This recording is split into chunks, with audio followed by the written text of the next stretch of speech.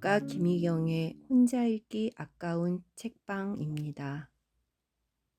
책을 읽다 보면 혼자만 보기엔 아까운 글들이 있지요. 앞으로 그런 글들을 소개해 보려고 합니다. 오늘은 그 첫 시간으로 이 계절에 잘 어울리는 숲이란 편을 소개하려고 해요. 널리 알려진 작품은 아니지만 제가 아주 오랫동안 좋아했던 에세이인데요. 바로 중국 작가 스티에성이 쓴 나와 띠탄 공원이라는 작품입니다. 스티에성은 중국에서는 아주 유명한 소설가이고요. 첸카이거 감독의 영화 현유의 인생 아시죠? 그 작품의 원작자로 전 세계에 이름을 알린 작가입니다. 이 사람은 문화대혁명 때 하방운동이라고 해서 도시의 청년이나 지식인들을 산간 벽촌, 공장 이런 곳으로 보내가지고 육체노동을 시킨 일이 있거든요. 근데 그 당시에 이제 학교를 졸업한 어린 나이에 벽촌으로 가서 심한 노동을 했다고 해요. 결국은 그때 그 가혹한 노동으로 20살 나이에 하반신 마비가 됐고 평생 걸을 수 없게 됐지요. 이 수필은 당시의 절망감과 그걸 딛고 일어서기까지의 과정을 그리고 있습니다. 중국에서는 그 고등학교 교과서에도 실릴 만큼 아주 유명한 작품인데요. 저는 2002년에 하늘가 바닷끝이라는 중국 수필 모음집에 실린 김혜준 씨 번역으로 처음 읽었어요. 당시에 그걸 읽고 아주 뭉클한 감동도 느끼고 또 깊은 위로도 얻었습니다. 그래서 주위의 친구들에게 권했는데 다들 아주 좋아했어요. 그런데 안타깝게도 이 책이 절판돼 버려가지고 더 이상 구할 수가 없었어요.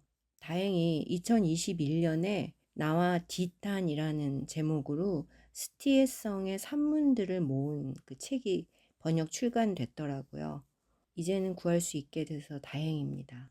오늘은 제가 갖고 있는 2002년에 나온 하늘가 바닷끝에 실린 나와 띠탄 공원이라는 그 번역본으로 읽어보려고 합니다.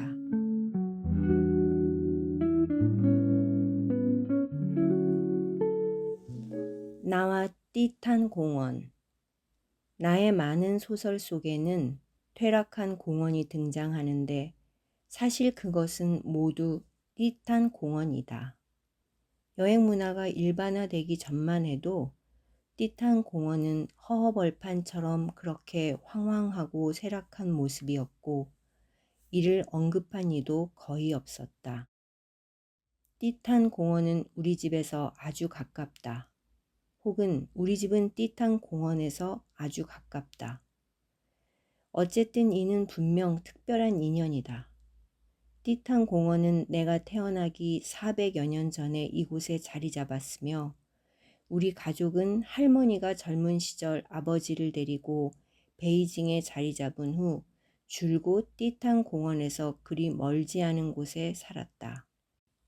그 후 50여 년간 여러 차례 집을 옮겼지만 어디로 이사를 하든 이 주변을 벗어나지 않았다. 아니, 오히려 갈수록 더 가까워졌다. 그래서 나는 종종 뭔가 숙명적인 그 무엇이 있는 듯 느끼곤 한다. 마치 그가 나를 위해 이곳에서 온갖 풍상을 겪으며 400여 년을 기다린 것 같다. 그는 내가 태어나기를 기다렸고 다시 또 내가 한창 자신만만한 나이에 갑자기 두 다리를 못 쓰게 될 때를 기다렸던 것이다. 그는 400여 년 동안 건물 처마에 현란한 단청이 떨어져 나가고 문과 벽에 눈부신 주홍칠이 빛바래고 겹겹이 드높은 담이 허물어져 내리고 단아한 계단에 우아한 난간이 이리저리 흩어져 버렸다. 제단 사위에 늙은 측백나무가 창연함을 더할수록 곳곳의 들풀과 덩굴 또한 제멋대로 무성해졌다. 아마도 바로 그 순간이 내가 등장해야 할 시간이었으리라. 15년 전 어느 오후 나는 휠체어를 굴리며 이곳에 들어섰다. 공원은 실이 낙백한 이 젊은이를 위해 모든 것을 준비해 두고 있었다. 그 시각 만고불변하는 길을 따라 태양은 점점 커지고 점점 붉어져서 정적의 햇살이 온 공원에 가득했고 젊은이는 아주 쉽게 시간을 알 수 있었고 그보다 더 쉽게 자신의 그림자를 확인할 수 있었다. 그날 오후 무심코 이곳에 들어선 이래 나는 이곳을 장시간 떠나본 적이 없다. 나는 단번에 그의 의도를 알 수 있었다. 내가 어느 소설에 쓴 것처럼 인구가 밀집한 도시 속에 이렇듯 고즈넉한 곳이 있다는 것은 마치 하늘이 고심하여 안배한 것 같았다. 두 다리를 못 쓰게 된 후 처음 몇 년간 나는 일도 길도 찾을 수 없었다. 갑작스레 거의 아무것도 찾을 수가 없었다. 나는 휠체어를 굴리며 늘 이곳으로 왔다. 이곳은 한 세계에서 도피할 수 있는 또 다른 세계였기에. 나는 같은 소설에서 이렇게 썼다. 갈 곳이 없어서 나는 아침부터 밤까지 이 공원에서 시간을 보냈다. 마치 출퇴근하는 사람처럼 남들이 출근할 때면 나도 휠체어를 굴리며 이곳으로 왔다. 공원에는 관리인도 없었다. 출퇴근 시간이면 사람들이 공원을 가로질러 오가느라고 잠시 활기가 돌았다가 이내 다시 적막해졌다. 눈부신 금빛 대기 속에서 공원 담장이 비스듬하게 한 줄기 청량감을 더했다. 나는 휠체어 등받이를 뒤로 눕혀놓고 앉거나 누운 채로 책을 보고 생각에 잠기기도 했다. 나뭇가지를 꺾어 좌우로 흔들어 나처럼 어째서 이 세상에 왔는지 모를 날벌레들을 쫓으면서 벌들은 작은 안개덩이처럼 공중에 머물렀고 개미는 연신 머리를 주걱거리며 더듬이를 끄덕이다가 갑자기 뭔가를 깨닫기나 한 듯 급히 방향을 틀어 가버리고 무당벌레는 실증 날 때까지 기어다니다가 잠시 기도를 하곤 날개를 펴서 훌쩍 하늘로 날아오르고 매미 한 마리만 나뭇가지에 남아 마치 빈 집처럼 적막해지고 풀잎이 이슬은 도르르 굴러 한데 모였다가 풀잎을 아래로 휘어놓은 후 파르르 산지 사방에 금빛을 흩뿌린다. 온 공원은 초목이 서로 앞다투어 자라는 소리로 가득하다. 사각사각 서걱서걱 잠시도 쉬지 않는다. 이 모든 것은 공원 그대로의 모습이다. 이곳은 황황했지만 사멸한 것은 아니었다. 내가 도저히 들어갈 수 없었던 몇몇 건물과 올라갈 수가 없어서 여러 각도에서 바라다 보기만 해야 했던 재단을 제외하면 나는 공원의 모든 나무 아래에 다 가봤고 거의 모든 풀밭에 내 휠체어 자국을 새겨 놓았다. 나는 그 어느 계절, 어떤 날씨, 어느 시간에나 이 공원에 있었다. 어떤 때는 잠시 머물렀고 또 어떤 때는 온 사방에 달빛이 가득할 때까지 머물기도 했다. 기억할 수도 없을 만큼 많은 시간 이 공원의 어느 구석에선가 몇 시간씩 골똘히 죽음을 생각했고 같은 인내심과 방식으로 내가 왜 태어나야 했는가에 골몰하기도 했다. 그렇게 몇 년이 지난 후 나는 마침내 알 수 있었다. 한 사람이 태어난다는 것, 이는 따질 문제가 아니라 그저 하늘이 부여해준 하나의 사실일 뿐이며 하늘이 이럴 때는 이미 결과 역시 정해놓은 것이므로 죽음은 조급히 서두를 일이 아니며 필연적으로 다가오게 되는 기념일이라는 것을. 이렇게 생각하고 나니 마음이 훨씬 평온해지면서 눈앞의 모든 것들이 더 이상 그렇게 두렵지 않았다. 비유하자면 이런 것이다. 새벽같이 일어나고 밤을 새워가며 시험 공부를 할 때 문득 머지나 기나긴 휴가가 기다리고 있음을 떠올리게 된다면 어느 정도 마음이 가벼워지지 않겠는가? 그리고 그런 짜임새가 즐겁고 감격스럽지 않겠는가? 내게 남은 문제는 어떻게 사는가 하는 것이었다. 물론 이 문제는 어느 한순간에 완전히 통찰될 수 있는 것도 아니요. 일회성으로 해결될 것도 아니었다. 어쩌면 살아있는 마지막 순간까지도 숙고해야 할 문제였다. 좋든 싫든 평생을 함께하는 악마나 연인처럼. 그래서인지 나는 15년이 지나서도 여전히 이 공원에 오고 공원의 고목 아래 혹은 잡초 옆 또는 무너진 담장가에서 묵묵히 생각에 잠기게 되고 귓가에 들려오는 소음들을 물리치며 어지러운 마음의 가닥들을 가다듬거나 나 자신의 영혼을 들여다보게 된다.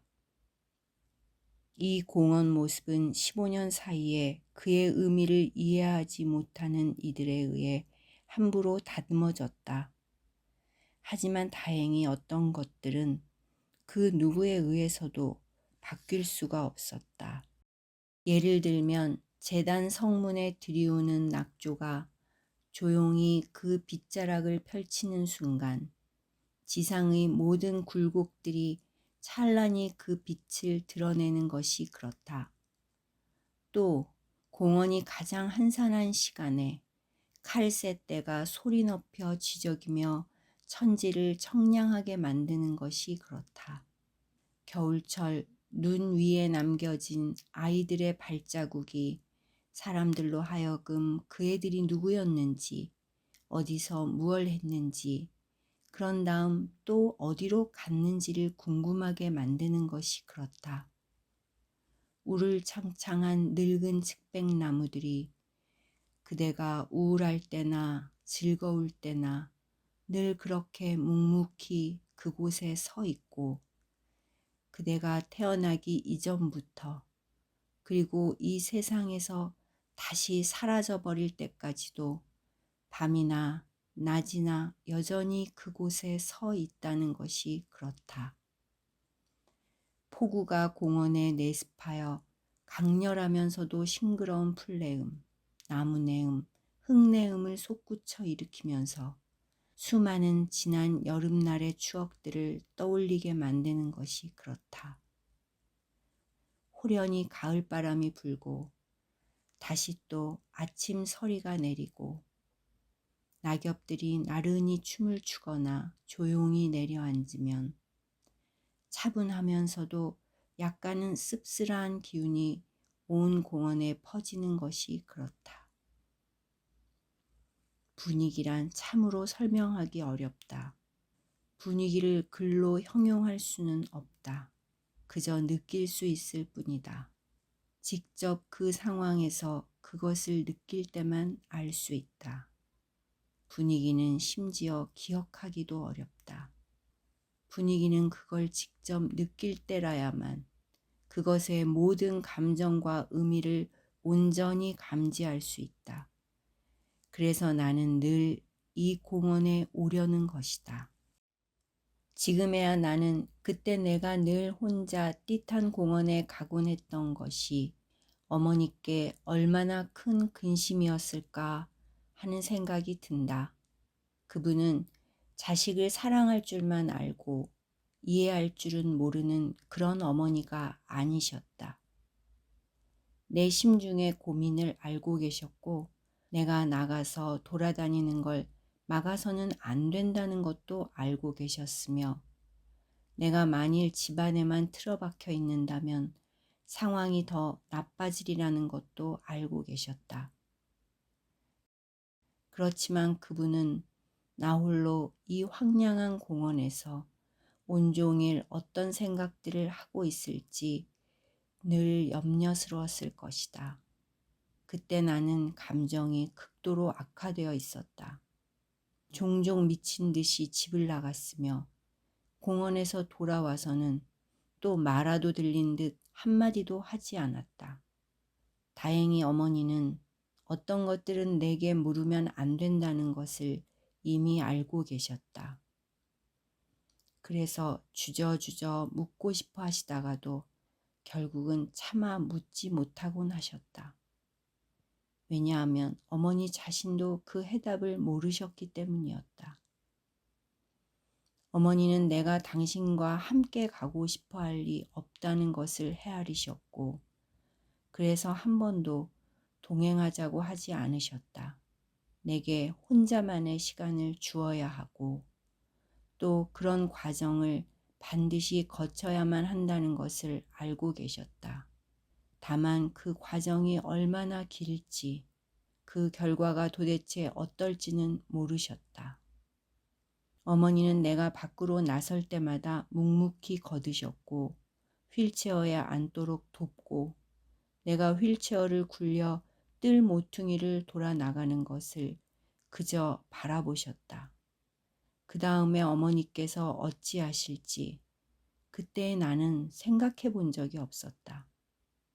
한 번은 내가 휠체어를 타고 밖으로 나갔다가 뭔가 잊은 일이 있어서 돌아온 적이 있었다. 어머니는 여전히 그 자리에 서 계셨다. 나를 보내던 자세 그대로 내가 돌아 나온 뜰 모퉁이를 바라보면서, 그리고 내가 되돌아왔음에도 잠시 아무 반응이 없으셨다. 그리고 내가 다시 나가는 것을 바래다 주면서 이렇게 말씀하셨다. 네가 좀 돌아다니기도 하고 띠땅 공원에 가서 책도 보고 하는 건 참 좋은 것 같다. 몇 해가 흐른 후 나는 조금씩 그 말을 알아들을 수 있었다. 어머니의 그 말씀은 실제로는 자기 위안이었으며 남모르는 기도이자 내게 하시는 귀띔이었으며 간절한 바람이자 당부셨다. 다만 나는 어머니가 갑작스레 세상을 뜬 후에야 비로소 헤아려 볼 수 있었다. 내가 집에 없는 그 긴 시간 동안 고통과 두려움, 그리고 어머니로서의 최소한의 바람으로 앉으나 누우나 마음 놓지 못한 채 얼마나 안절부절 못하셨을지. 지금에야 나는 확신한다. 어머니는 그분만의 현명함과 강인함으로 그 숱한 허어로운 낮 다음의 밤, 불면의 밤 다음의 낮 동안 생각에 생각을 거듭한 끝에 마침내 스스로에게 이렇게 말씀하셨으리라. 어쨌든 걔를 내보내지 않을 순 없어. 앞으로의 날들은 모두 그의 몫일 테니 만일 공원에서 무슨 일이라도 생긴다면 그 고통마저도 내가 감당하지 않으면 안 돼. 그 세월 동안, 그것은 아주 오래전이었다. 나는 틀림없이 어머니로 하여금 최악의 준비까지 하도록 만들었으리라. 그렇지만 어머니는 한 번도 내 생각도 좀 해다오 라고 말씀하신 적이 없으셨다. 나 또한 단 한 번도 어머니를 염두에 둔 적이 없었다. 그때 어머니의 아들은 너무나 젊었으며 아직 어머니를 염두에 둘 겨를이 없었다. 그는 운명의 일격에 정신이 혼미해져 오로지 세상에서 자신이 가장 불행한 사람이라고 여길 뿐 아들의 불행이 어머니에게로 이르면 그 몇 배라는 사실은 미처 몰랐다. 내 어머니에게는 20살에 갑자기 하반신 불수가 된 아들이 있었다. 그 아들은 그분의 유일한 자식이었다. 어머니는 아들이 아닌 당신 자신이 차라리 하반신 불수이기를 바라셨다. 그러나 대신할 도리가 없었다. 그분은 아들이 살아나갈 수만 있다면 자신은 죽어도 좋다고 생각하셨다. 그러면서 그분은 또 사람이란 단지 사는 것만으로는 충분하지 않으며 아들에게는 그 자신의 행복을 향한 길이 있어야 한다고 믿으셨다. 그런데 그 길이란 것을 당신 아들이 반드시 찾아내리라고 그 누구도 보장해 줄 수가 없었다. 이런 어머니에게 고통스러운 삶은 이미 정해진 그분의 몫이었다. 한 번은 어떤 동료 작가와 이야기를 하다가 무심결에 그에게 창작을 하게 된 최초의 동기가 무엇인지 물었다. 그는 잠시 생각하더니 말했다. 어머니를 위해서였죠. 어머니가 저를 자랑스러워 했으면 했어요. 나는 내심 깜짝 놀라 한동안 말을 못했다. 내가 처음 소설을 쓰게 된 동기를 돌이켜보니 비록 그처럼 그렇게 단순한 것 같지는 않았지만 내게도 그와 같은 바람이 있었다. 게다가 좀 더 잘 생각해 보니 이러한 바람이 전체 동기에서도 아주 큰 비중을 차지하고 있었다. 그가 말했다. 제 동기가 너무 속되지요? 나는 고개를 저었다. 그리고 마음속으로는 속되기는 뭐가 속된가요? 오히려 그런 바람은 너무 순수하다고나 할까요? 하고 생각했다. 그가 다시 말했다. 나는 정말로 그때 이름을 얻고 싶었어요. 이름이 나서 남들이 어머니를 부러워했으면 했어요. 그는 나보다 솔직했다. 또 나보다 행복했다. 그의 어머니는 아직 살아계셨으니까.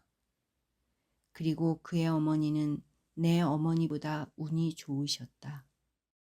그분께는 두 다리를 못 쓰는 아들은 없으니. 내 첫 소설이 발표되었을 때, 그리고 내 소설이 처음 상을 받게 되었을 그 무렵에 나는 정말 어머니께서 살아계시기를 얼마나 바랐던가. 그 시절 나는 또다시 집안에 들어앉아 있을 수가 없어서 날마다 혼자 띠탄 공원에 왔다. 끝도 시작도 없는 우울과 비애뿐이었다. 온 공원을 다 돌아다녀도 후련하지 않았다. 어머니는 어째서 몇 년 더 사실 수 없으셨나. 어째서 아들이 이제 막 한 가닥 길을 찾아내려 할 바로 그 순간에 더 기다리지 못하시고 호련히 떠나셨나. 설마 이 세상에 오신 것은 단지 아들을 염려하기 위해서였을 뿐이고, 그래서 아들이 누리게 되는 그 일말의 즐거움마저 함께해서는 안 되는 것이었단 말인가. 어머니께서 총총히 떠나실 때 당신은 겨우 49이셨다. 나는 심지어 세상에 대해, 하늘에 대해 분노와 원한이 가득했다. 나중에 나는 자귀나무라는 글에서 이렇게 썼다. 작은 공원 조용한 숲에서 나는 눈을 감고 생각했다. 하늘은 왜 그리도 일찍 어머니를 부르셨을까?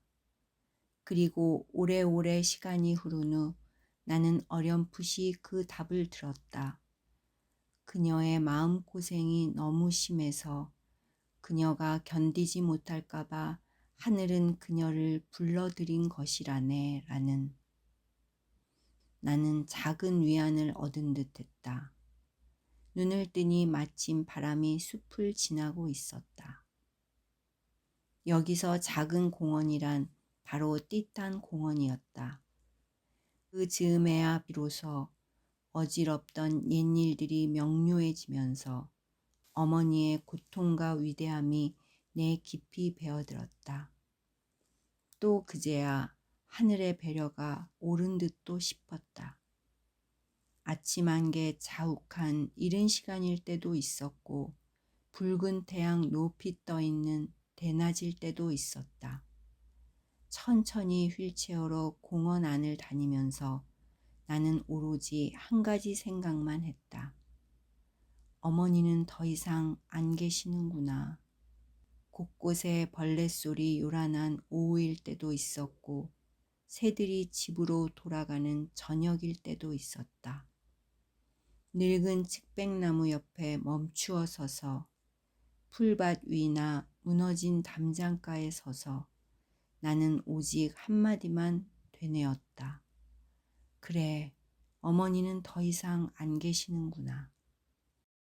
휠체어를 뒤로 눕혀놓고 누워 자는 둥 마는 둥 하다 보니 일몰이 되고 일어나 앉았지만 흐릿한 정신으로 멍하게 있다 보니 재단에는 어둠이 가득 내려앉았고 다시 또 차츰차츰 달빛이 번지기 시작하고 그리고 그제야 조금 더 분명해졌다.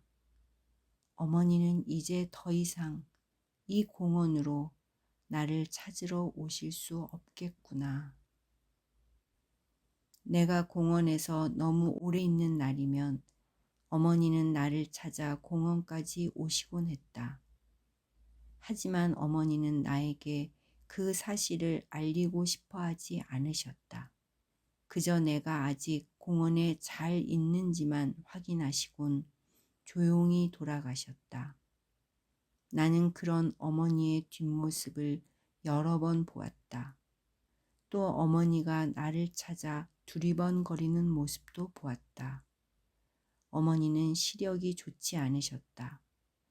마치 망망한 바다에서 배를 찾는 듯 안경을 걸치셨지만 어머니가 미처 나를 찾기 전에 내가 먼저 어머니를 발견하곤 했다.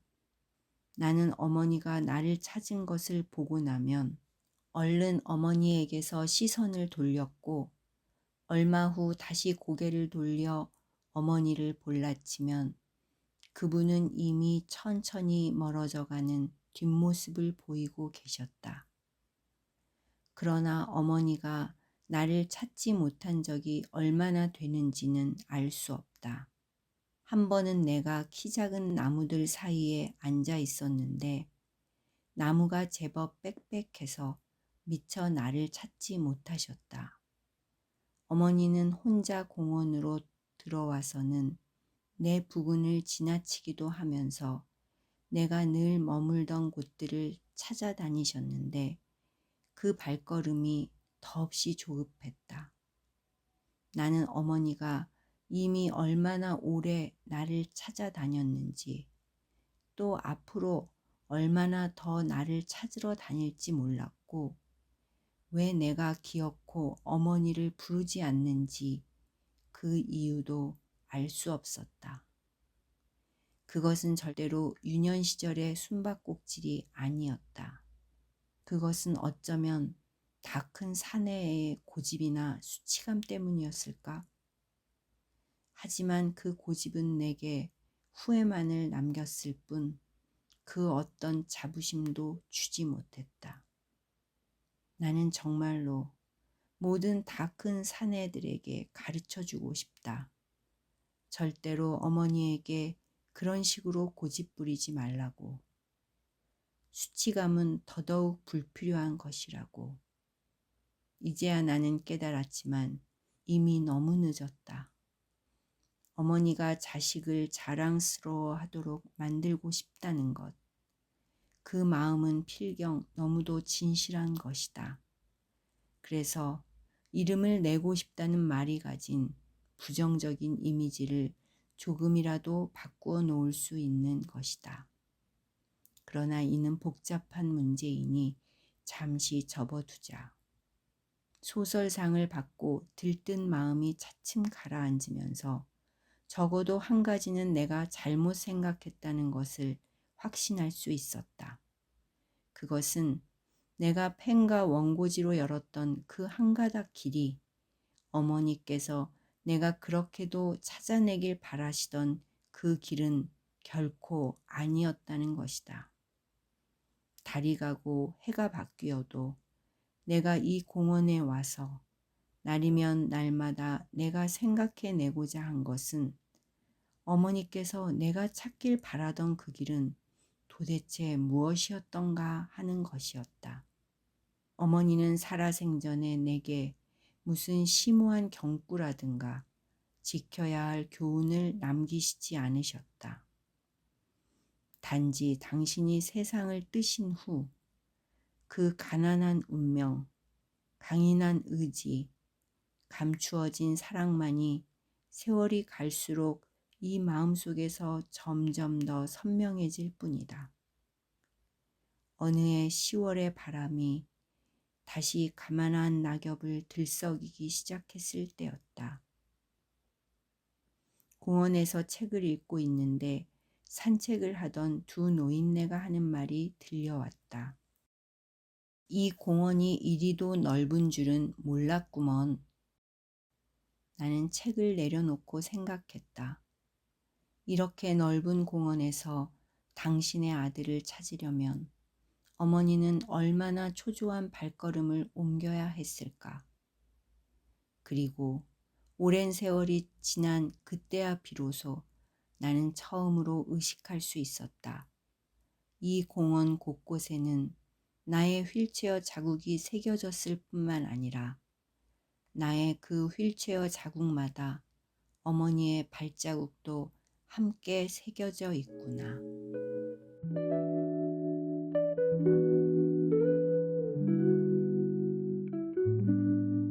하루라는 시간으로 계절을 비유하면 당연히 봄이 아침이고 여름은 낮, 가을은 황혼, 겨울은 밤이다. 악기로 계절을 말한다면 봄은 마땅히 트럼펫이고 여름은 팀파니, 가을은 첼로, 겨울은 호른과 플룻이다. 그런데 이 띠탄 공원의 소리로 나타낸다면 봄은 재단 위를 날아다니는 비둘기의 구구거림이고 여름은 끝도 없는 매미 울음과 사시나무 이파리가 바람에 화르르 거리며 매미를 어르는 울림이고 가을은 처마 끝 풍경 소리, 겨울은 제멋대로 온 천지에 울리는 딱따구리의 나무 쪼는 소리다. 공원의 사물로 표현한다면 봄은 시시로 메말랐다가 시시로 윤기 흐르는 한 가닥 오솔길에 때로 환해졌다가 때때로 어둑어둑해지는 하늘에 떠다니는 버들개지고 여름은 하나하나 눈부시게 빛나며 사람을 달구어 놓는 석등이든지 아니면 푸른 이끼로 뒤덮인 시원한 돌계단인데 그 계단 아래에는 과일 껍질이 널려 있고 계단 위에는 깔고 앉아서 구겨진 반쪽짜리 신문지가 있는 모습일 것이다. 가을은 커다란 청동 종이다. 공원 서북쪽에는 버려진 커다란 종이 하나 있는데 이 청동 종은 공원과 함께 나이 들어 몸체에 푸르스름한 녹이 슬어 있고 그 몸체에 새겨진 글자는 이미 희미해졌다. 겨울, 그것은 수풀 속 빈터에 자리한 깃털이 부수수한 몇 마리 늙은 참새들이다. 그러면 심사로 말한다면 봄은 와병의 시절이다. 그게 아니라면 사람들은 봄의 잔인함과 갈망을 쉽게 깨닫지 못할 것이다. 여름, 연인들은 마땅히 이 계절에 실현해야 한다. 아니라면 사랑에게 미안할 것이다. 가을은 타양에서 화분을 하나 사서 집으로 돌아가는 시절이다.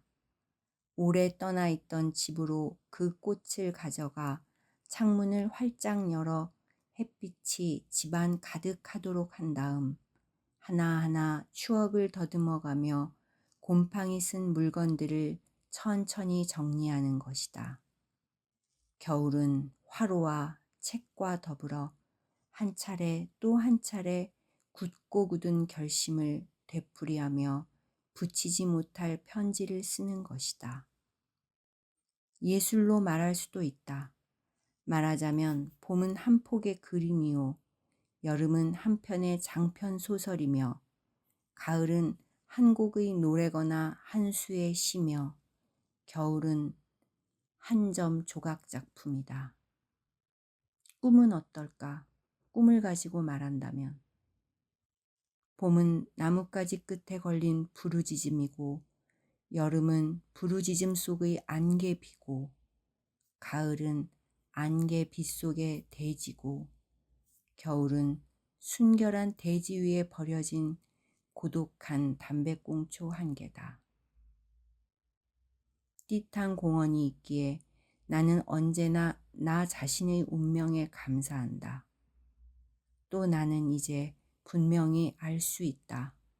어느 날 내가 그를 멀리 떠날 수밖에 없게 된다면 내가 얼마나 그를 그리워할지를, 내가 얼마나 그를 그리워해서 꿈속에서조차 그를 꿈꾸게 될지를, 내가 얼마나 그를 그리워해서 꿈속에서조차 그를 그리워하는 것이 두려워 그를 꿈꾸지 못할지를. 지금 생각해 보니 15년 동안 한결같이 이 공원에 온 사람은 아마도 나와 한 쌍의 노 부부뿐인 것 같다. 15년 전 이 노 부부는 아직 중년이었다. 물론 나는 말 그대로 애송이었고, 그들은 언제나 어스름해질 무렵 공원으로 산책을 왔다. 나는 그들이 어느 쪽 문으로 들어오는지를 정확히 알 수 없었다. 보통 그들은 공원을 시계 반대 방향으로 돌았다. 남편은 키가 아주 크고 어깨도 벌어진 데다 다리도 길었다. 걸을 때 곁눈질 하는 법도 없고 발끝부터 머리끝까지 온몸을 꼿꼿이 세워 걸었다. 부인은 남편의 한쪽 팔을 꼭 붙들고 걸으면서도 그의 상반신이 조금도 흐트러지지 않게 했다. 부인은 키도 작고 예쁜 편도 아니었는데 나는 까닭도 없이 그녀가 중도에 몰락한 명문가 출신일 거라고 믿었다. 그녀는 마치 연약한 아이처럼 남편의 팔을 꼭 붙들고 다녔으며 주변을 쳐다보는 시선에는 늘 두려움이 담긴 듯했다. 그녀는 나지막이 남편과 이야기 나누다가도 누군가 다가오면 겁먹은 듯 얼른 입을 다물었다.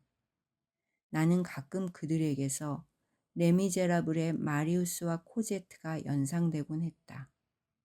하지만 이런 발상은 근거가 없다. 그들은 한눈에 노 부부임을 알 수 있었다. 두 사람의 옷차림은 제법 신경을 쓴 편이었다. 그러나 시대가 달라짐에 따라 그 옷차림은 역시 예스럽다고 해야 할 터였다. 그들은 비가 오나 눈이 오나 거의 매일 나처럼 공원에 왔다. 다만 시간적으로 그들이 나보다는 규칙적이었다. 나는 아무 때나 왔지만 그들은 항상 저녁 어스름이 내릴 때 왔다. 바람이 불면 그들은 미색 바람막이를 입었고 비가 오면 검은색 우산을 들었다. 여름철 상의는 흰색이었고 하의는 검은색이거나 미색이었으며 겨울철 모직 코트는 또 모두 검은색이었다. 아마 그들은 오로지 이 세 가지 색깔만 좋아하는 것 같았다. 그들은 시계 반대 방향으로 한 바퀴 돈 다음 공원을 나갔다. 그들이 내 옆을 지나갈 때는 남편의 발걸음 소리만 들릴 뿐이어서 부인은 마치 거구의 남편 몸에 붙어 붕 떠다니는 듯 했다. 그들은 틀림없이 나를 알고 있을 것이다. 그러나 우리는 말을 나눠본 적도 없고 서로 가까이 해보겠다는 의사표현을 해본 적도 없었다. 15년 동안 어쩌면 그들은 한 애송이가 중년이 되어가는 것을 의식했을 수도 있다. 또 내 쪽에서는 남들이 부러워할 중년의 부부가 어느덧 노 부부로 변해가는 모습을 지켜볼 수 있었다. 열심히 노래를 부르던 젊은 친구도 있었다. 그 역시 매일 이 공원에 와서 노래를 불렀는데 몇 년을 그러더니 나중에는 나타나지 않았다. 그는 나와 비슷한 나이였다. 대부분 아침에 와서는 30분쯤 아니면 오전 내내 노래를 불렀는데 다른 시간에는 출근해야 하는 것 같았다. 우리는 종종 재단 동쪽의 작은 길에서 마주치곤 했다. 나는 그가 노래를 부르러 동남쪽 모퉁이 담 아래로 가는 것을 알고 있었다.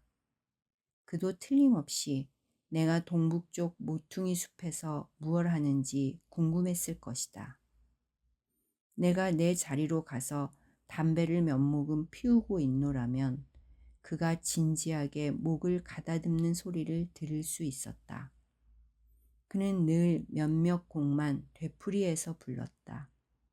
문화대혁명이 아직 끝나지 않았을 때는 푸른 하늘에 흰 구름 떠가고 흰 구름 아래 말들이 달려가고 하는 노래를 불렀다.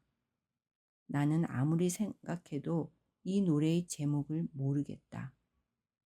문화대혁명이 끝난 후에는 배장수와 아가씨 중에서도 제일 유행했던 가락을 불렀다.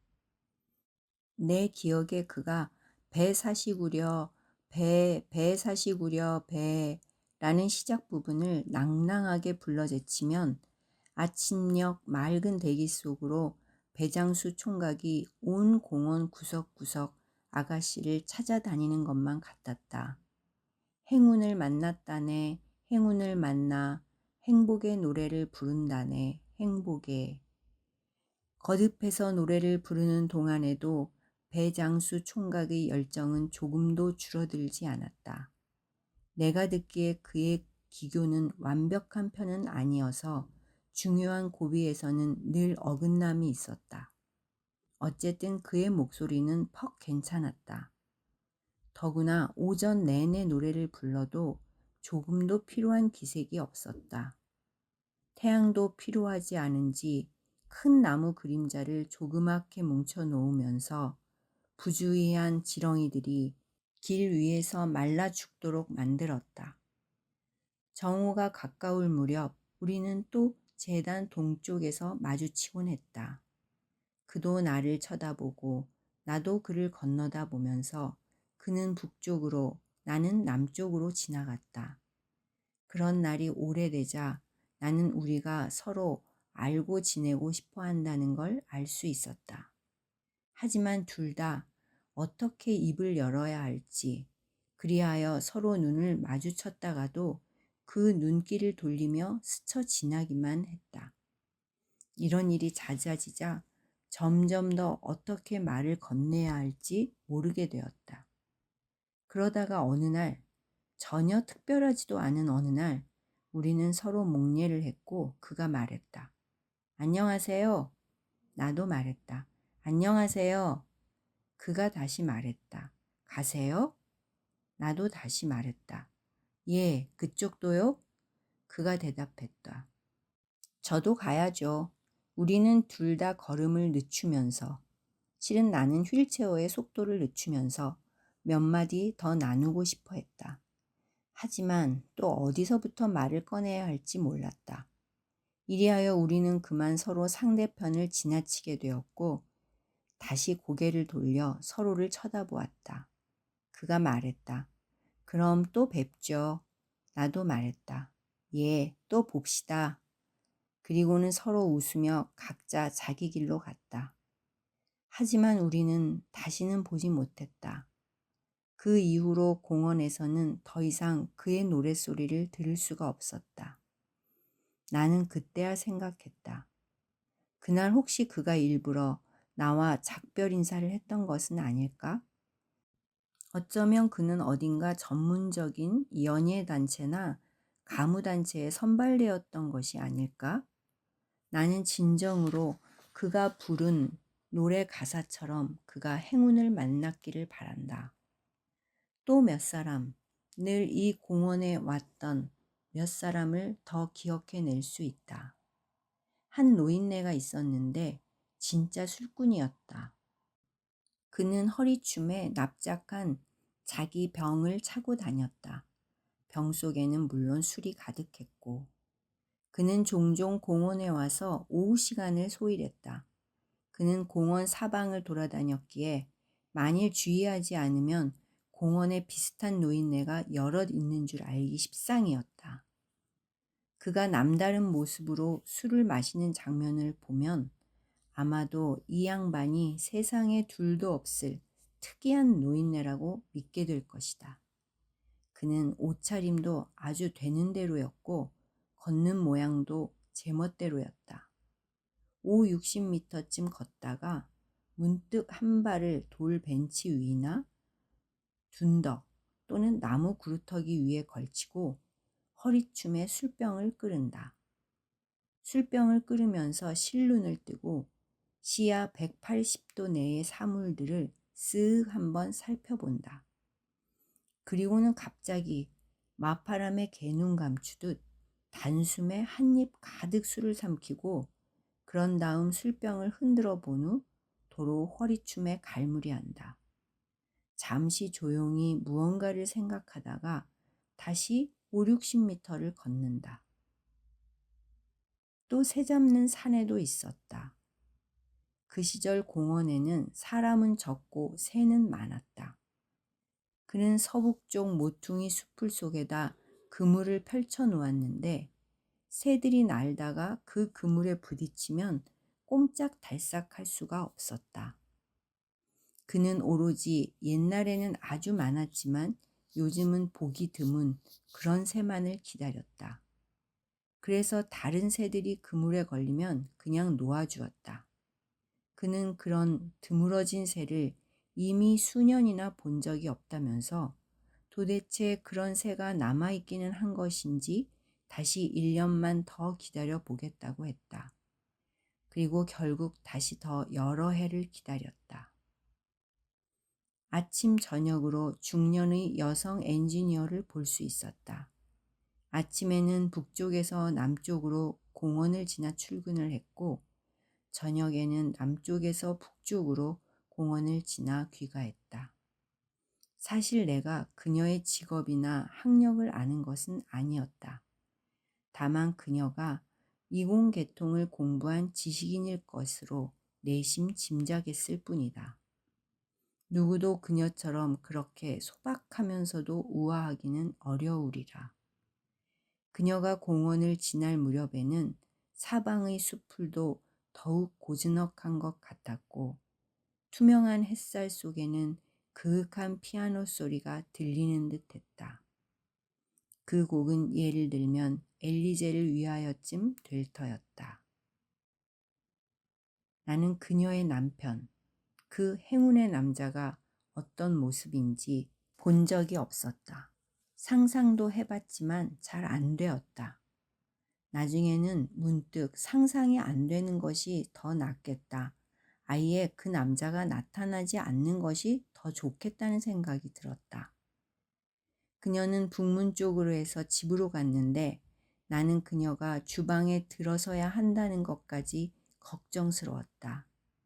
하지만 어쩌면 그녀가 주방에서 일하는 모습은 또 다른 아름다움일지도 몰랐다. 물론 더 이상 엘리제를 위하여는 아닐 것이고 그러면 무슨 곡이라야 할까? 또 한 사람이 있는데 그는 나의 친구였다. 그는 천부적인 재능을 가진 장거리 육상 선수였다. 그러나 그의 능력은 사장되었다. 그는 문화대혁명 시절 말이 신중치 못해서 몇 년간 옥살이를 했다가 출소한 후 어렵사리 술에 끄는 일을 하게 되었지만 모든 면에서 남과 다른 대접을 받았기에 고민 끝에 달리기 연습을 했다. 그는 늘 공원에서 연습했고 나는 그를 위해 손목시계로 시간을 재주었다. 그는 한 바퀴 돌 때마다 내게 손짓을 했고 나는 시간을 기록했다. 그는 매번 공원을 20바퀴 뛰었는데 대충 2만 미터쯤 될 터였다. 그는 자신의 달리기 실력으로 진정한 정치적 해방을 얻기를 갈망했다. 그리고 기자의 카메라와 기사가 이를 도와줄 것이라고 믿었다. 첫 해에는 설날 기념 달리기에서 15등을 했는데 10등까지의 사진이 쯔앙안가의 뉴스 게시판에 내걸린 것을 보고 일말의 희망을 갖게 되었다. 이듬해에는 4등을 했다. 하지만 뉴스 게시판에는 3등까지만 사진이 나왔다. 하지만 그는 포기하지 않았다. 3년째 되는 해 그가 7등을 했을 때 게시판에는 6등까지 사진이 나오자 조금은 자신이 원망스러웠다. 4년째에는 3등을 했지만 게시판에는 오직 1등만 사진이 나왔다. 5년째 드디어 1등을 했는데 그는 거의 절망했다. 게시판에 단지 시합에 나선 사람들을 한꺼번에 찍은 단체 사진만 나온 것이다. 그 여러 해 동안 우리들은 종종 공원에서 어두워질 때까지 있는 대로 분통을 터뜨렸고 분을 다 터뜨리고 나면 묵묵히 집으로 갔는데 그때마다 서로에게 당부하곤 했다. 어쨌든 죽지 말고 살아서 지켜봅시다. 이제 그는 더 이상 달리지 않는다. 나이가 너무 많아서 예전처럼 그렇게 빨리 달릴 수 없었다.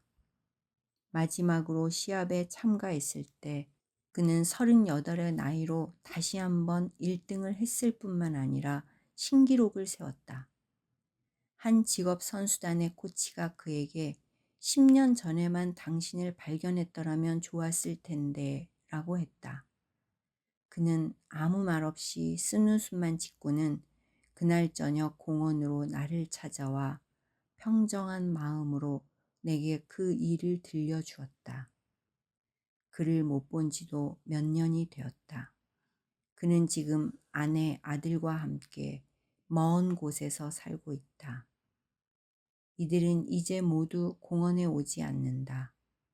공원에 오는 사람들은 이제 거의 다 바뀌었다.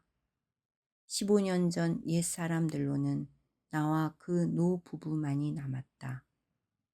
한동안은 노 부부 중 한 사람마저 갑자기 보이지 않아 어스름 무렵 남편 혼자 산책을 나왔는데 걸음걸이가 훨씬 둔해진 것이 뚜렷했다.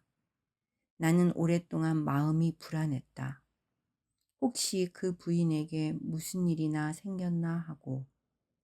하지만 다행히도 겨울이 지나자 부인이 다시 나타났다. 두 사람은 여전히 시계 반대 방향으로 공원을 걸었으며 크고 작은 두 사람의 모습은 흡사 시계의 두 바늘 같았다.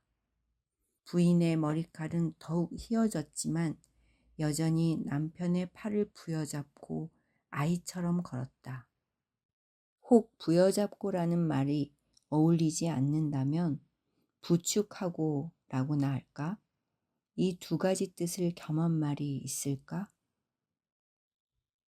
나는 또 한 어린아이, 예쁘지만 불행한 한 꼬마 아가씨를 잊을 수 없다.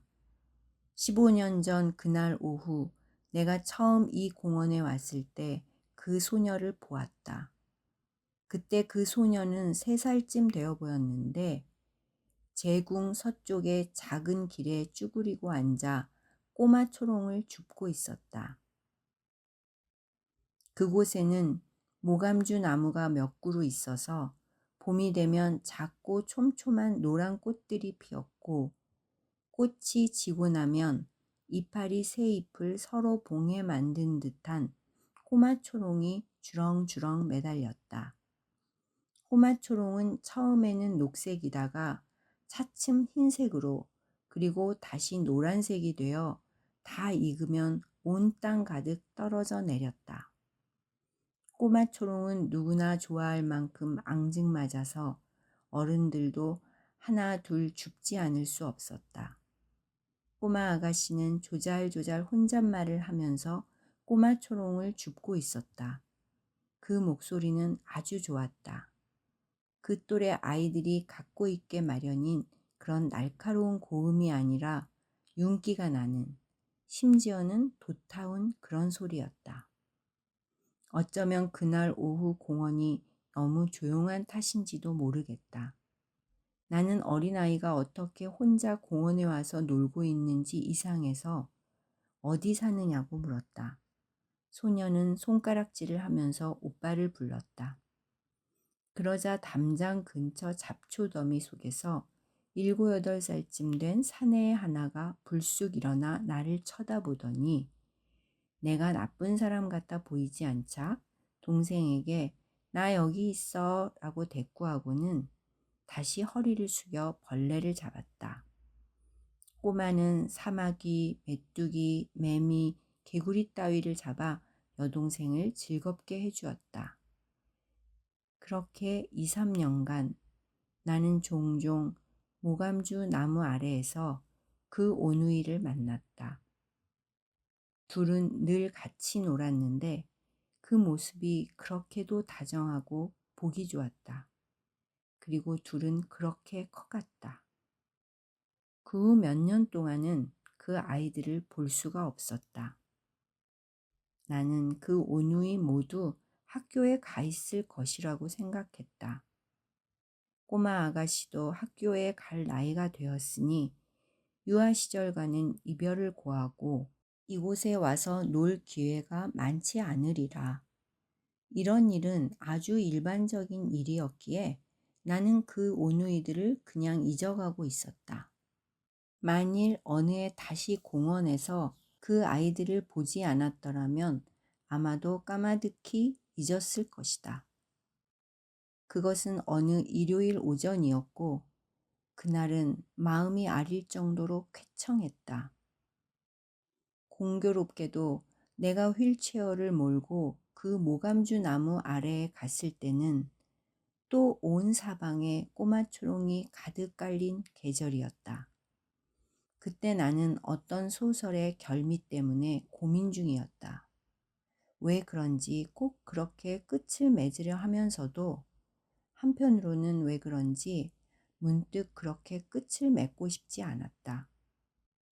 그래서 공원의 고즈넉함을 빌려 그 소설을 포기해야 할지 말아야 할지를 생각해 보고 싶었다. 내가 막 휠체어를 세웠을 때 멀지 않은 곳에 몇 녀석이 한 소녀를 희롱하고 있었다. 괴상한 표정을 지으며 겁을 주는가 하면 고함치고 웃으면서 쫓아다니기도 하고 가로막기도 하면서 소녀는 모감주 나무 사이로 황망히 이리저리 도망다니면서도 가슴께까지 말아진 치맛자락을 놓지 않았는데 두 다리가 다 드러난 것도 전혀 모르는 듯했다. 그제야 나는 소녀에게 약간 문제가 있다고 생각했다.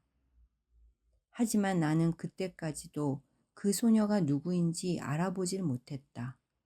내가 막 휠체어를 몰아 소녀를 구해주려 할 때 멀리서 쏜살같이 자전거를 타고 달려오는 젊은이가 있었다.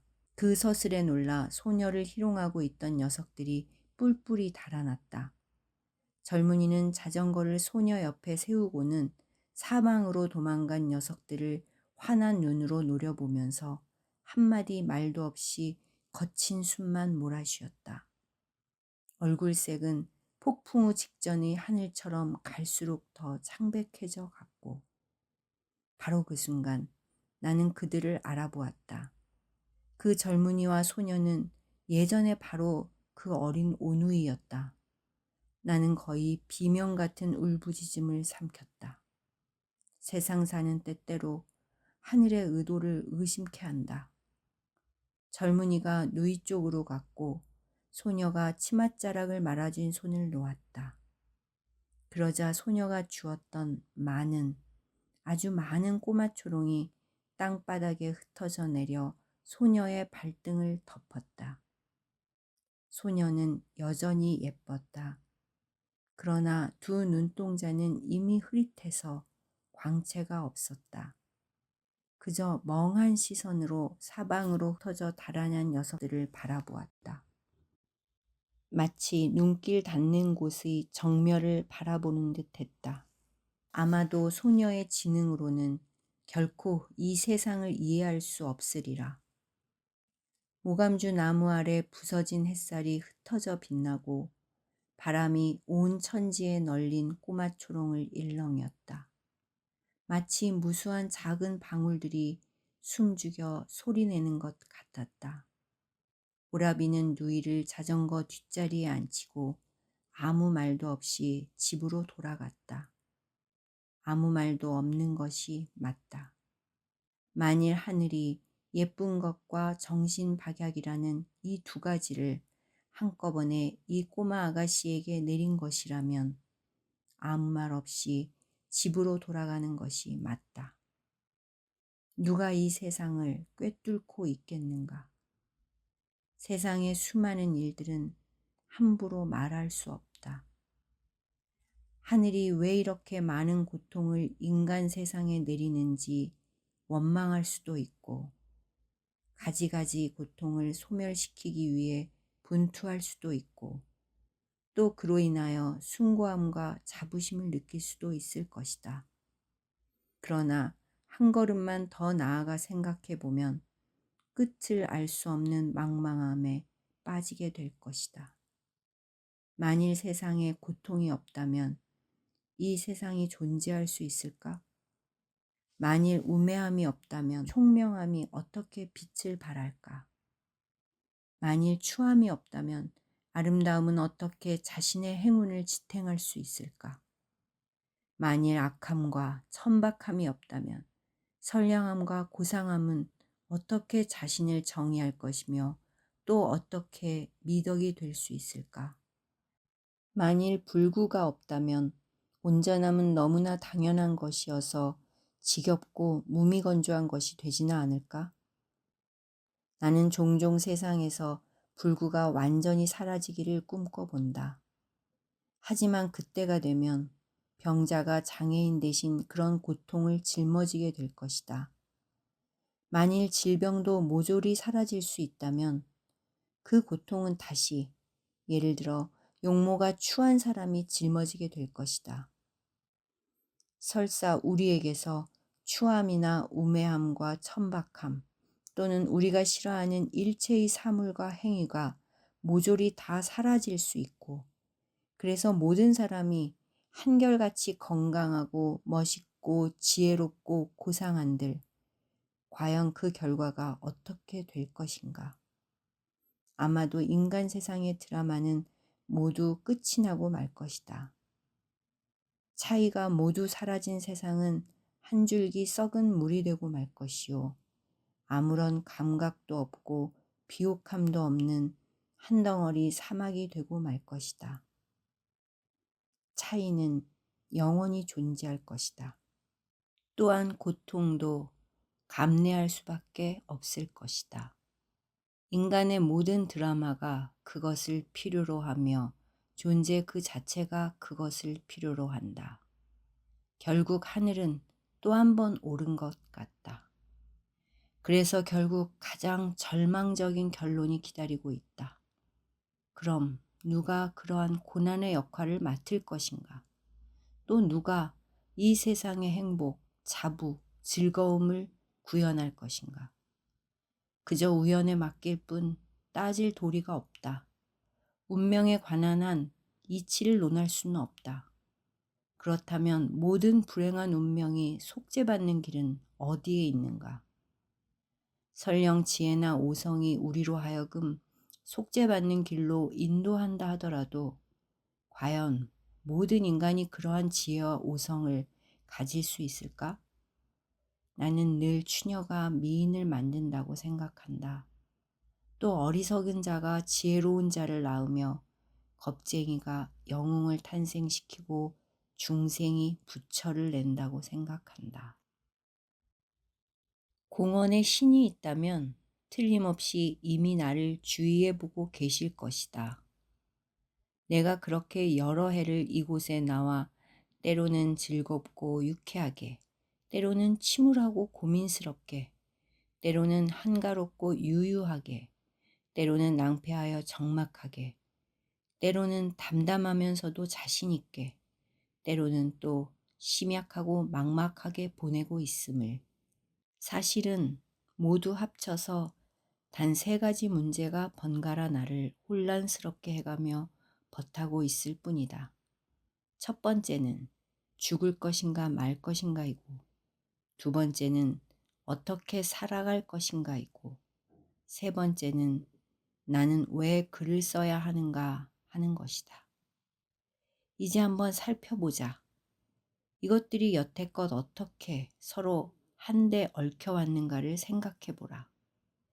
죽음이란 서두를 필요가 없는 일이고, 그것은 어떤 식으로 지체하든 언젠가는 반드시 일어날 일이라는 것을 알게 된다면 그냥 좀 살아보자는 식으로 생각하게 되지 않을까? 그렇다. 이는 아주 결정적인 부분이다. 왜 좀 살아봐야 하는가?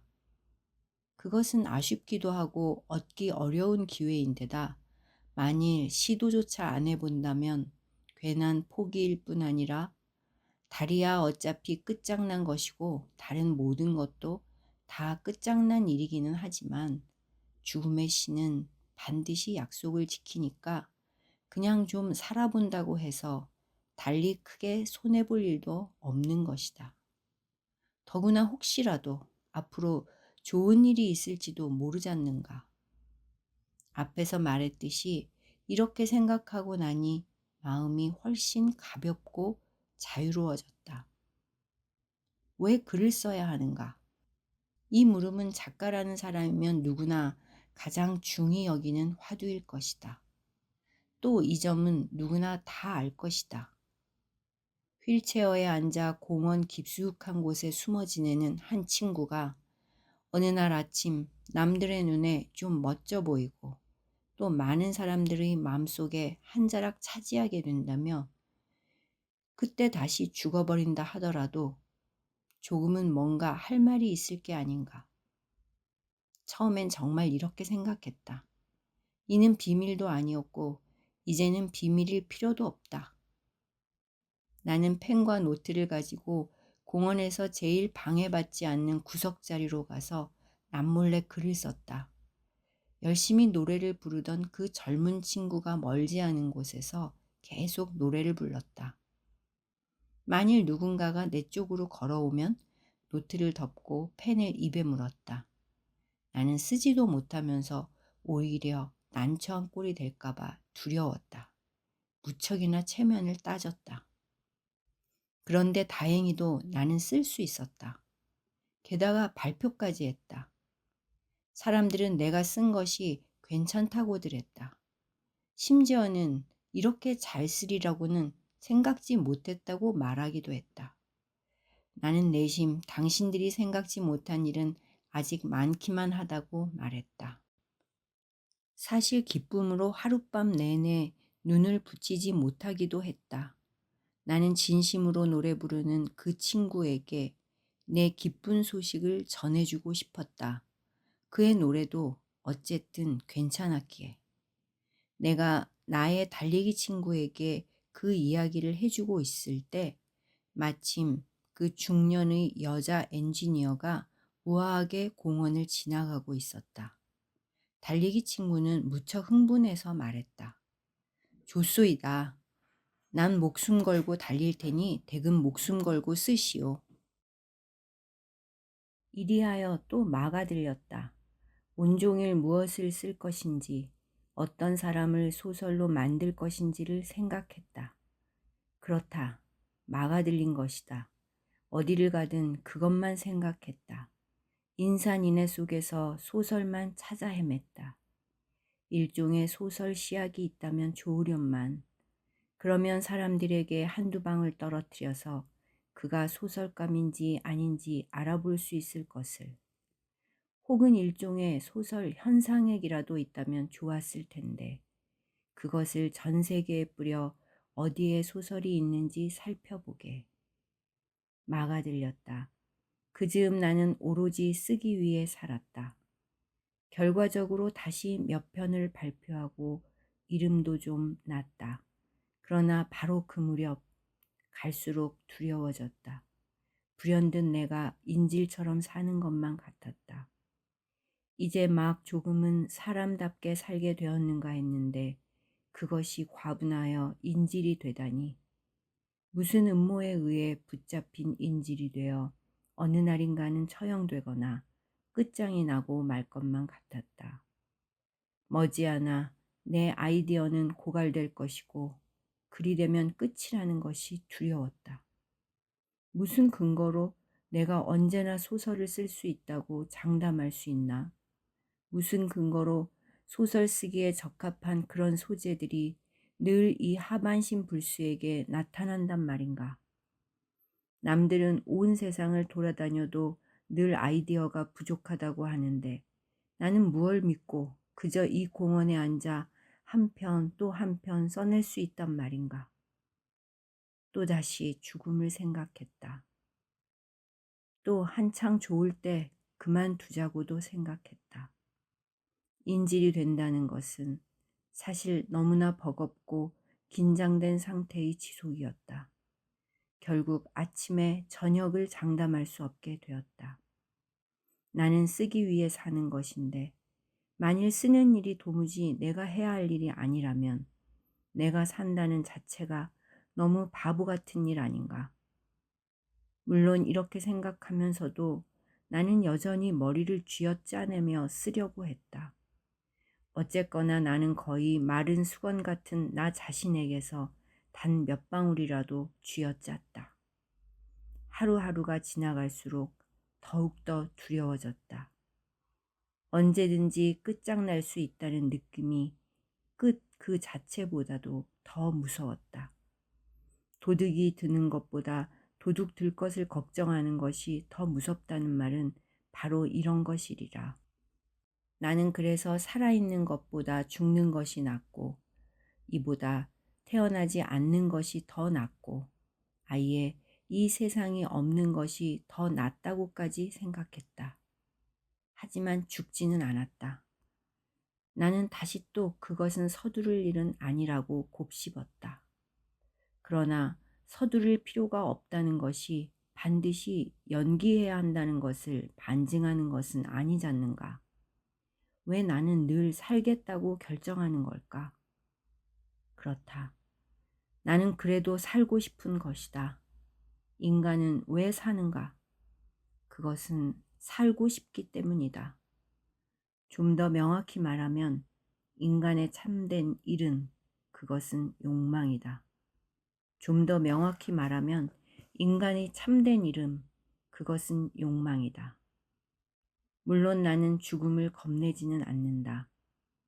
어떤 땐 정말 죽음이 무섭지 않다. 맞는 말이다. 하지만 죽음을 겁내지 않는 것과 죽으려는 것은 엄연히 다른 문제다. 어떤 때 죽음을 겁내지 않는 사람은 있다. 하지만 태어나면서부터 죽음을 겁내지 않는 사람은 없다. 나는 어떤 때는 오히려 사는 것이 겁난다. 하지만 사는 것이 겁난다는 것과 살고 싶지 않다는 것도 같은 것은 아니다. 그렇다면 나는 왜 아직 살고 싶은 걸까? 아직 무언가 얻고 싶기 때문이다. 아직 무언가 얻을 수 있다고 믿기 때문이다. 예를 들면 사랑이라든가 존재감 따위라든가. 인간의 참된 이름, 그것은 욕망이다. 아니란 말인가? 나는 무언가 얻어서는 안 된단 말인가? 안 될 리가 없다. 그런데 왜 나는 사는 것이 겁나는가? 마치 인질처럼. 나중에야 나는 깨달았다. 내가 잘못 생각했음을. 나는 쓰기 위해 사는 것이 아니라 살기 위해 쓰고 있었다. 내가 이러한 점을 깨닫게 된 순간은 아주 해악적이었다. 그날 또 나는 살아있는 것이 죽느니만 못하다고 말하자 한 친구가 내게 충고했다. 죽어선 안 돼. 계속 써야 해. 내가 써야 할 수많은 걸작들이 널 기다리고 있어. 이때 나는 문득 깨달았다. 그리고 말했다. 나는 살아있기에 쓸 수밖에 없어. 아니, 이렇게 말할 수도 있지. 살고 싶기 때문에 쓰는 거야. 그래, 나는 이렇게 말한 후 더 이상 두렵지 않았다. 죽음을 꿰뚫어 보게 된 이후 얻게 된 그런 가벼움이랄까? 한 인질이 그 음모에 보복하는 가장 효과적인 방법은 자살이다. 나는 우선 시장에서 나 자신을 살해해야 한다는 사실을 인식했다. 그렇게 하여 나는 더 이상 소재 경쟁이라는 이 시장 풍조에 휩쓸릴 필요가 없었다. 나는 아직도 쓰고 있는가? 물론 아직도 쓰고 있다. 나는 정말 쓰지 않으면 안 되는가? 모든 인간은 자신의 생존 의의를 찾는다. 나는 내가 고갈될 수도 있음을 걱정하지 않는가? 모르겠다. 하지만 이 문제는 내가 죽기 전에는 끝나지 않을 것이다. 이번에는 잘 되었다.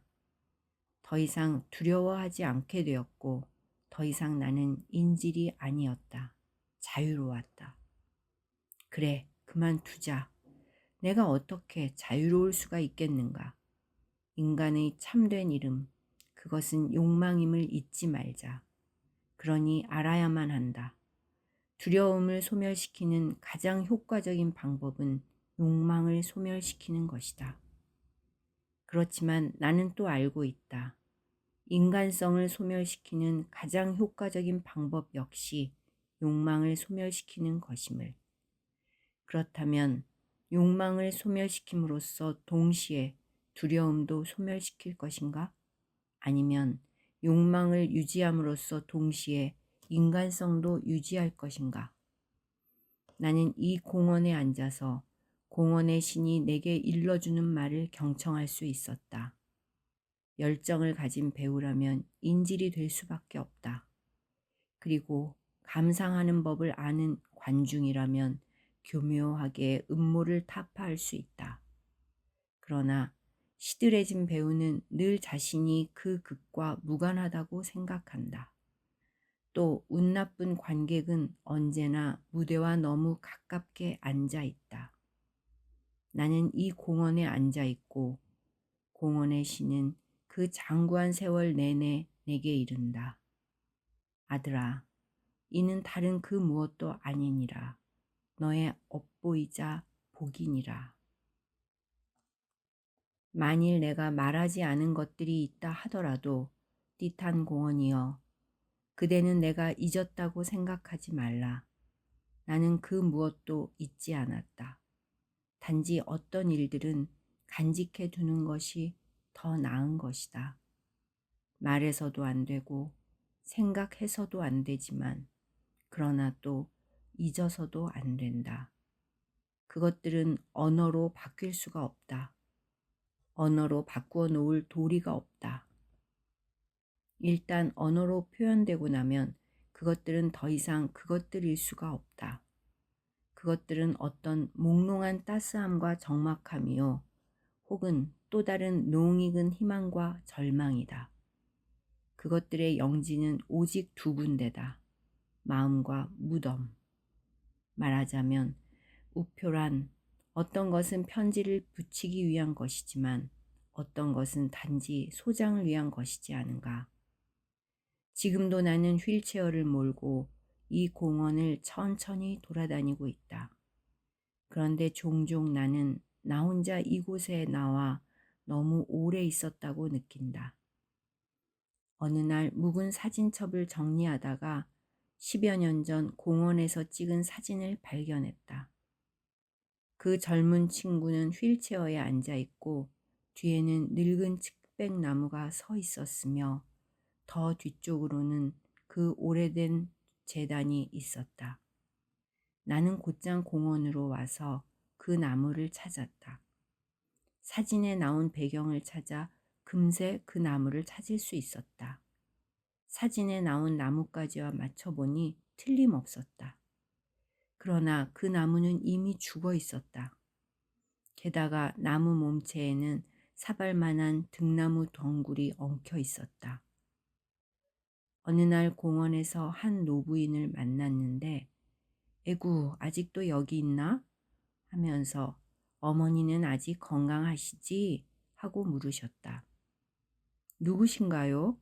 하고 되물었더니 자네는 날 기억 못하지만 나는 자네를 기억해.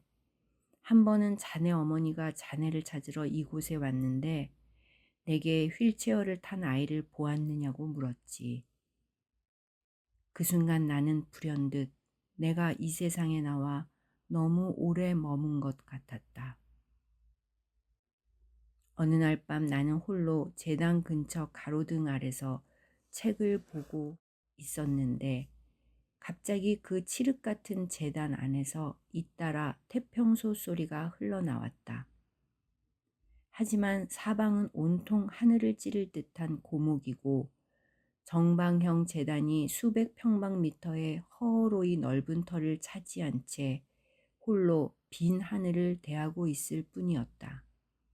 태평소를 부는 사람은 찾을 수 없었다. 그저 그 소리만이 드문드문한 별빛 속에서 높았다가 낮았다가 했다. 때로는 슬픔에 젖어, 때로는 행복에 겨워, 또 때로는 구성지게, 때로는 처연하게. 어쩌면 이런 말들로 그 모든 감흥을 표현하기란 애초부터 불가능하지만 내 귀에는 그 소리는 그 옛날에도 울려 퍼졌고 지금도 울려 퍼지고 있으며 앞으로도 끊임없이 울려 퍼질 것임을 명확히 알려주고 있었다. 틀림없이 그 어느 날엔가는 나더러 돌아가야 한다고 하는 소리를 나는 들을 수 있을 것이다. 그때가 되면 한 아이를 상상할 수 있을 것이다. 지칠 정도로 놀았으면서도 한껏 놀지 못한 듯해서 마음속 숱한 희한한 생각들이 다음 날을 기다릴 수 없는 아이를. 또 한 노인을 상상할 수도 있다. 두말할 나이도 없이 그의 안식처를 향해 가면서 노고도 마다 않고 원망도 두려워 않는, 또는 열애 중인 연인을 상상할 수도 있을 것이다. 서로 거듭거듭 나는 한순간도 당신을 떠나지 않을 거야 라고 하면서 또 서로 여러 차례 시간이 벌써 이렇게 늦었네 라고 하는, 시간은 이미 늦었지만 한순간도 당신을 떠나고 싶지 않은, 그러나 분명 시간은 이미 늦은, 나는 내가 돌아가고 싶은지 어떤지 잘 모르겠다. 하긴 내가 돌아가고 싶은지 어떤지 잘 모르는 것은 아무 상관이 없다. 나는 내가 그 아이 같은지 노인 같은지 아니면 열애 중인 연인 같은지도 잘 모르겠다. 어쩌면 나는 동시에 그들 세 사람일지도 모른다. 내가 올 때는 아이였다. 그렇게나 치기 어린 생각들을 많이 가지고 있었으므로 울며 불며 오려 했던 것이다. 그리고 이 세상에 와선 이 세상을 보자마자 곧 목숨도 마다 않는 연인이 되었다. 그런 연인의 입장에서는 얼마나 기나긴 세월이든 어느새 훌쩍 가버리는 법이다. 그때 나는 깨닫게 되었다. 한 걸음 한 걸음씩. 그 걸음 걸음이 모두 돌아가는 길을 향한 것임을. 나팔꽃이 막 피어나는 그 시절에 장례식의 나팔 소리 또한 울리기 시작하는 것이다. 하지만 태양은 매 찰나 매 순간이 모두가 저녁해이자 아침해이다. 그가 불길을 사귀면서 산 아래로 내려가 창연한 낙조를 거두어들이는 그 순간은 그가 다른 한편으로 불길을 당기면서 산 위로 올라와 천지 사방에 뜨거운 광위를 뿌리는 시각이기도 하다. 어느 날인가는 나 역시 조용히 산 아래로 내려갈 것이다. 나의 지팡이를 짚고서. 그날 어느 산골짜기에서는 틀림없이 한 아이가 품에 장난감을 안은 채 힘차게 뛸 것이다. 물론이다. 그 아이는 내가 아니다. 그렇지만 정녕 내가 그 아이가 아니란 말인가. 우주는 그 소멸하지 않는 욕망으로 영원의 노래를 만든다. 그러니 이 욕망이 인간 세계에서 도대체 어떤 이름으로 불릴지는 우리가 고심할 문제가 아니다.